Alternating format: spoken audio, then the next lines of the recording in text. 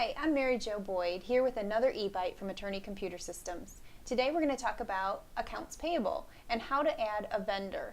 So let me show you how you can do that. First, when I'm in accounts payable, I'm on my main task folder screen, and we have this little icon that I think looks like a little UPS guy, and he is our vendor. So whenever you need to add or modify a vendor, whether they've changed their address or whatever, you can come in here to the little vendor icon, click on it, and here's your vendor screen. So if you wanted to add a new vendor, just like in all of our programs, the little white piece of paper will show you, if you click on that, will allow you to add the next available number, and you can create a vendor.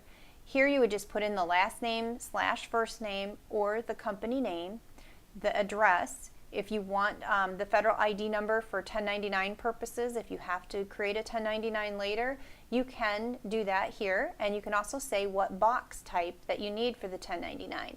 Now, I don't know if you're like me, but I can't remember what all those box types are, what 1, 3, 6, 7, and 14 are. But if you click the little yellow question mark, it will tell you, if I click on the vendor, the 1099 info box, what box 1 and 3 and 6 and 7 and 14 actually mean. So I can see that box 1 is for rents, and box 3 is for prizes and awards and things like that. So you have that little help over there to help you find out what those are.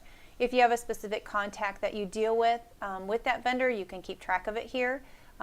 Email address, any discounts, things like that.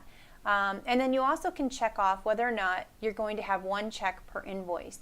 And what that means is, if you have several different invoices for one vendor and you just want to print one check for all those invoices at once, you can do that by just checking this box.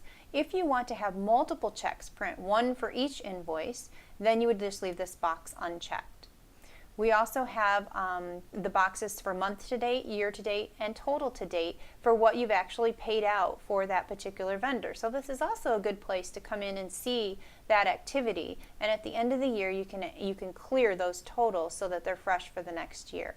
There's also an all activity, so that you can come in and see all of the invoices and things like that that you've done in the past. So this is a place you can come back and look at that.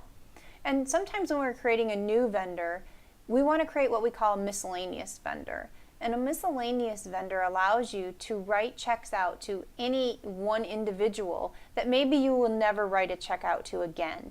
Let's say that you have a witness or somebody that you're just going to pay once, and you don't want to have to waste a vendor number for that. You can create one miscellaneous vendor out here one time, say that it's a miscellaneous vendor, and when you actually go to write your check, you just type in miscellaneous, and then it'll pop up a box that allows you to put in the name and address of the person you're writing that particular check to.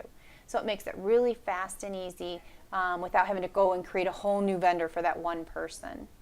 So that's how you create a vendor in AP. I hope that that's helped, and if you have any questions or comments, you can always visit our website or give us a call. Thanks.